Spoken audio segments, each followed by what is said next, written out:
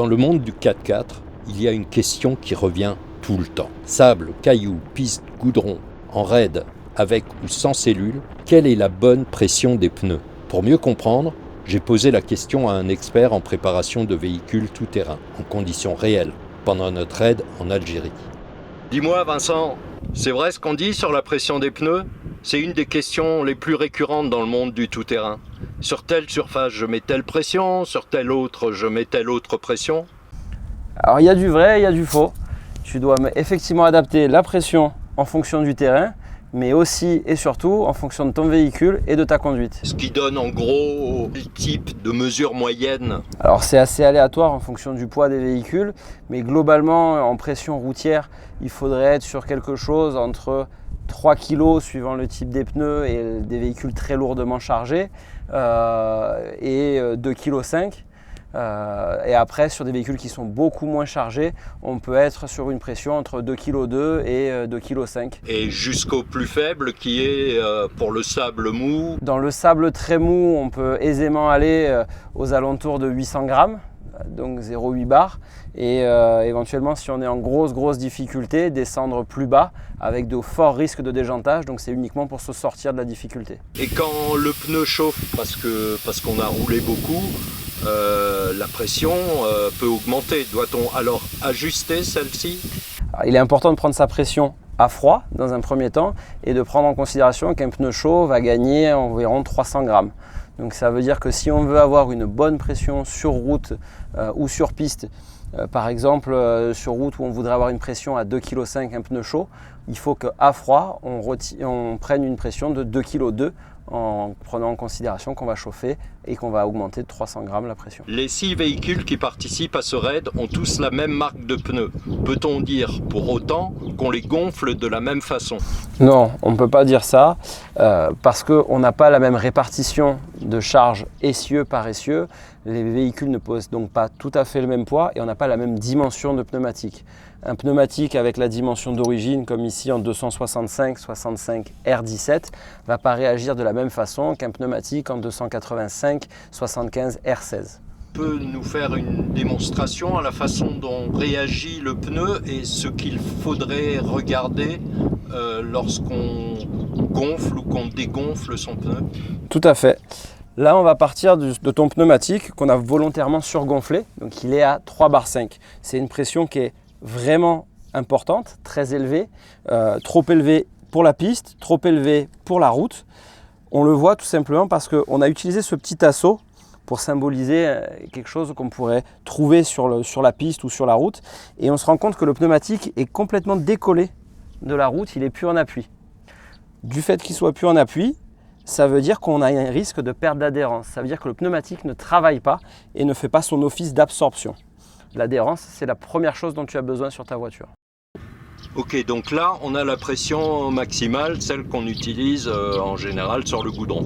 Non, on est même au-delà de ce qu'on utilise sur le goudron. Si tu avais ça sur le goudron, ça voudrait dire que le moindre chose que tu croiserais sur le goudron, le moindre déformation, ton pneumatique perdrait l'adhérence. Donc on est surgonflé pour voir l'effet que ça fait.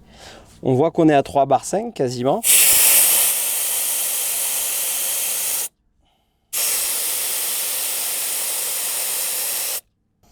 Là, on est à 2,5 bar. On est beaucoup plus proche de la pression que tu devrais utiliser sur route. Et tu vois que ton pneumatique, il est de nouveau au contact, à droite et à gauche du tasseau qu'on a utilisé.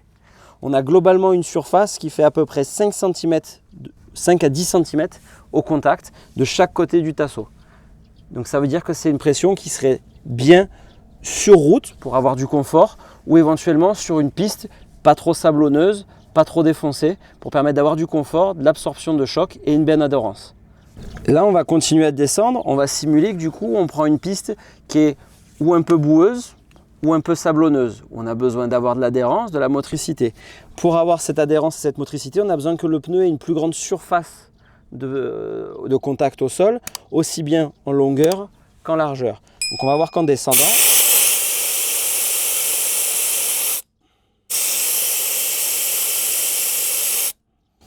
j'ai retiré l'équivalent de 500 grammes, ce qui n'est pas énorme puisqu'on est à 2 kg maintenant sur le pneumatique.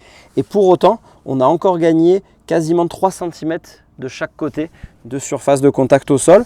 Et on voit que le flanc du pneumatique commence aussi à être au contact. Ça veut dire qu'on va avoir un pneu qui va aller chercher le grip de partout et qui va travailler en absorption. On voit qu'on a quand même une bonne surface de travail sur le flanc du pneumatique, on ne risque pas d'endommager la jante. Pour autant, on ne peut plus rouler aussi vite sur la piste, il faut prendre en considération tout ce qu'on pourrait rencontrer. Et si on voulait continuer et descendre encore plus bas, par exemple pour une pression pour le sable, on va essayer de simuler de descendre jusqu'à 1 bar et on va se rendre compte de la grosse différence de surface au sol.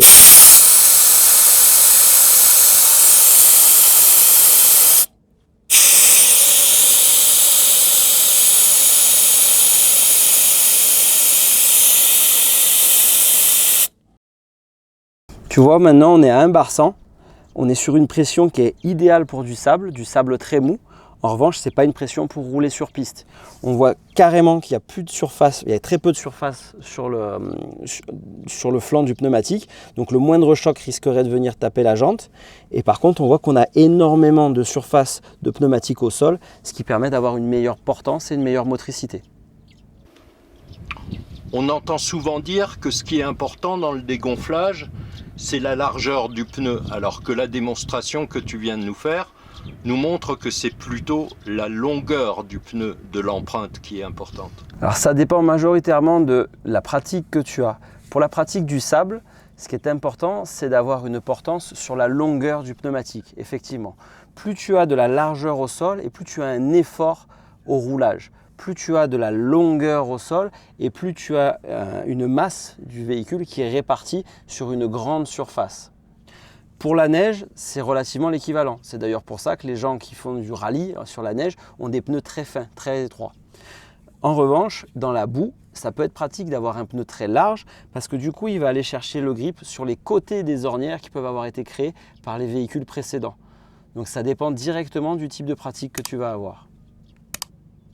Pour beaucoup de gens comme moi et beaucoup de débutants, c'est un petit peu du chinois. Les chiffres sur les pneus, les dimensions qui ne sont pas dans la même unité. Est-ce que tu peux nous débunker un petit peu cette histoire? Alors sur ton pneumatique, tu as la dimension qui est inscrite ici. 265/65 R17 120 117 S. Le 265, ça correspond à la largeur de ta bande de roulement en millimètres. Donc elle fait 265 mm de large. Le 65, c'est un pourcentage qui correspond à la hauteur de flanc.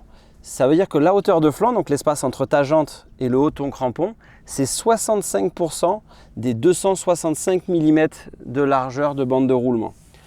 Ensuite, le R17, ça correspond au diamètre de la jante. Donc dans ton cas, on est sur une jante de 17 pouces. Donc là, il y a un mélange entre des millimètres, un pourcentage et des pouces. Ce qui suit, le 120-117, c'est l'indice de charge. Il y en a un qui correspond au montage simple et l'autre en montage en roue jumelée. Et ce qui termine, le S, c'est l'indice de vitesse. On va voir si j'ai compris. Le 265 sont des millimètres, donc 26 cm et demi, c'est la largeur. C'est ça. Le 65, c'est la taille de la jante au crampon qui correspond au pourcentage, donc à 65% de la largeur du pneu. Oui. Le R17, on passe en pouces et c'est la taille totale de la jante. C'est ça. Et le 120-117S, l'indice de charge. Et de vitesse.